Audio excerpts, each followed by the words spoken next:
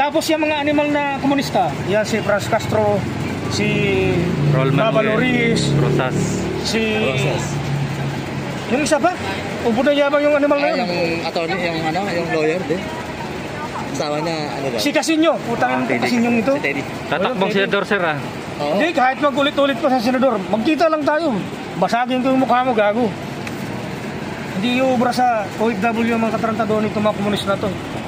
Ang mga komunista, ang budget niyan, yearly, sa Kongreso, 103 billion, 103 million a year. O kung ilang komunista yun dyan, yun din ang kinikita na yung mga yan. May pa-impeach pa nalalaman, pero sila mismo kurakot. Yung hayop na teachers na yan, si Franz Castro, tangina mo, wala kang pakinabang, animal. Mumurahin talaga kita pag magkita tayo. Ipapamukha ko sa'yo na ang nalalaman mo, mag-rally lang. Mag-rally lang ang alam mo. Wala kang ginawa sa bayan. Mantakin mo, mula no maliit pa kami, nagra-rally ka na. Lahat ng presidente, naabutan mo. Kalaban. Ngayon lang kakampi kasi binabayaran yan. Binabayaran yan. Sir, magtataka ka, no? Ba't bigla nilang napaamo si Teddy Casino? Oh. Tapos yung mga halos na nasa SOR, mga makakaliwa? Yan o, Teddy Casino. Yan ang abutin mo sa akin, gago. Yung kombinasyon ko, maabutan mo talaga yan. Tangina ka. Wala kang pakinabang. Wala kang pakinabang sa bansang Pilipinas. Kayo mga komunista, wala kayong pakinabang. Nagrarally lang kayo, tapos naupo na sa Kongreso, mga urakot na. Yun ang totoo dyan. Yun nga, sir, yung pahayag ni Dr. Loren Badoy, sir, ng itong mga komunista na talagang ginamit sa ni Romualdez bilang attack dog sa mga Duterte. Yun naman talaga, kasi ang strategy ni Romualdez, masira ang Duterte. Masira si Sara para sila na mag-aari sa gobyerno. Pero ang totoo, di si Romualdez ang pinakakurakot sa balat ng lupa. Oh, daming mansion yan, bilyon-bilyon. Saan galing yan? Magkano lang ang sweldo ng congressman? Sabihin natin, may 200,000. Wala pa siguro. Kaya ang tao gusto, kaya ang mga politiko gusto magkaroon ng party list. Kasi ang budget, napakalaki. Subukan mo, walang congressman, walang ordinaryong yung tao lang, senador lang. Kasi pag senador, 24 lang. Ang congressman, higit 300 yan. Yung 300, igagamitan natin ng calculator para batas ha. Ang 305 na congressman, multiply sa mag-budget lang ito ng 100 million. Oh, 100 million na budget. Times mo sa 306. 1 billion. Ilan, sir? 369 billion. 30 billion 600 million. Oh, 30 billion 600 million. Baka bilyon na sako ng bigas o trilyon para sako ng bigas na magpapamilyo mo. Kung wala mga hayop na congressman na yan. Laki ba nabubuti sa kanila? Kaya pabor ka ba, sir, na ma-abolish yung Congress? Pabor ako ma-abolish yan, maging parliamentary form of government. Parliamentary na lang, ano? Ito, sir, picture mo. Kung ilan? Wala, hindi naman tayo calculator eh. 30 billion 600 million. Oh. So malaking matitipid sa ng gobyerno na pera. Kaya kung senador lang ang mangurakot, ganito. Kung senador lang ang mangurakot, ang mangyayari, 24 lang. Konti lang, ano? Konti lang. 24 lang, ano?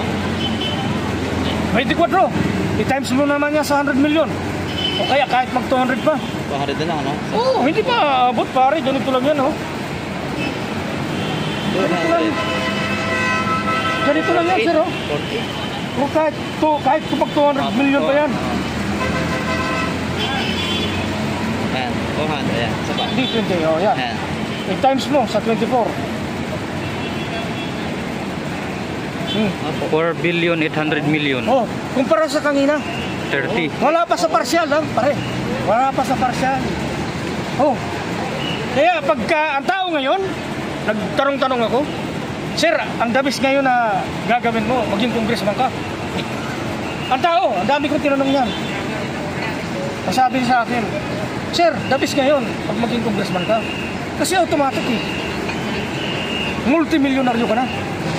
Kasi gagawa ka lang ng certification na itong ginastos mo. Kung current resolution number 10, true certification lang. Ang dali lang magpa-certificate sa Quiapo, pre. Ano mo, madali lang magpa-certificate sa Quiapo. Punta ka lang sa recto. May certification ka na, wala pang 3 minuto. Pa-certificate mo. Oh, ito ang ginastos ko sa project, 125 million. Pero ang totoo lang, wala mang project. So sir, ba't ganun kaya? Ba't kaya yun ang isunod ng batas ni Kuratong Baliling? Eh, kunyari lang yung papulis-pulis, kunyari lang yung snappy. Pero kaya nga kuratong eh. May kuratong ba na hindi magnakaw? Isa lang ibig sabihin ng kuratong, hold upper din eh. Harap-harapan mang hold up ang politiko. Harap-harapan.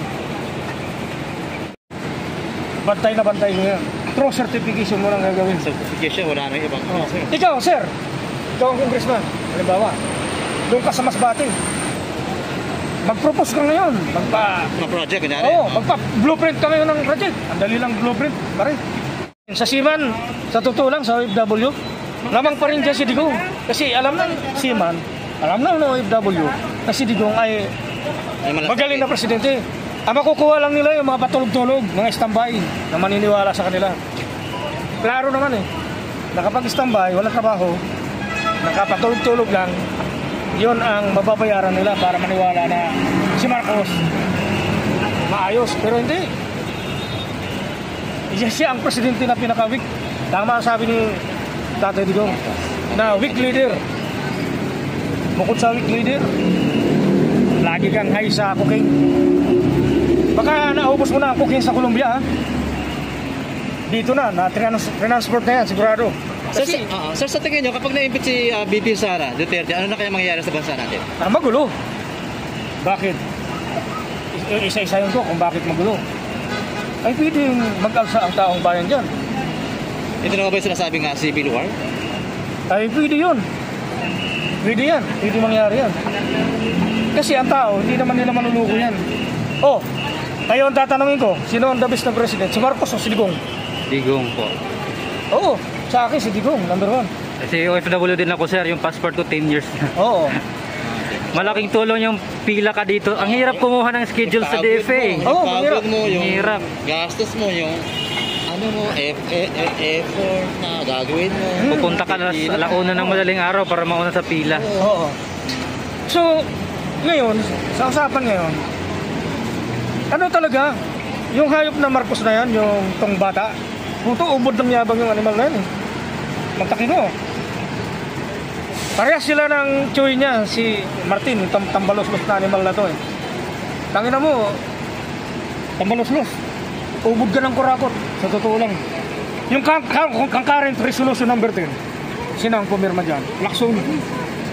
Na true certification lang. Wala nang justification. Wala. Ano lang, ano? True Certificate certification. lang, na nagastos na. Oo. Wala nang kung saan ginamit. Tapos yung mga animal na komunista, yan si Franz Castro, si Baba Loris, Rosas. si... Process. Yung isa pa, ubod na yabang yung animal na yun. Yung attorney, yung lawyer din. Asawa niya, ano daw? Si Casino, putangin Teddy. Casino ito. Si Teddy. Tatakbong senador, sir, ah. Oo. Hindi, kahit mag-ulit-ulit pa sa senador, magkita lang tayo. Basagin ko yung mukha mo, gago. Hindi iubra sa OFW yung mga katarantado nito mga komunista na to.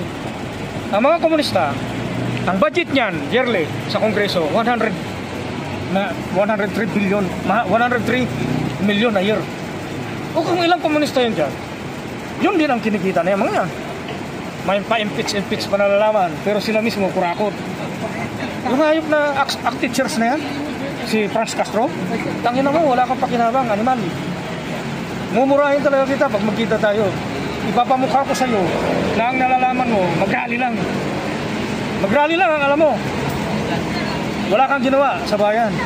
Mantakin mo, mula no maliit pa kami, nagra-rally ka na. Lahat ng presidente, naabutan mo. Kalaban. Ngayon lang kakampi kasi binabayaran yan. Binabayaran yan. Sir, magtataka ka, no? Ba't bigla nila napaamo si Teddy Casino? Oh, Tapos yung mga halos na nasa SOR, mga makakaliwa. yan o, Teddy Casino. Yan ang abutin mo sa akin, gago. Yung kombinasyon ko, maabutan mo talaga yan. Tangina ka. Wala kang pakinabang. Wala kang pakinabang. Sa bansang Pilipinas. Kayo mga komunista, wala kayong pakinabang. Nagrarally lang kayo, tapos naupo na sa kongreso, mangurakot na. Yun ang totoo dyan.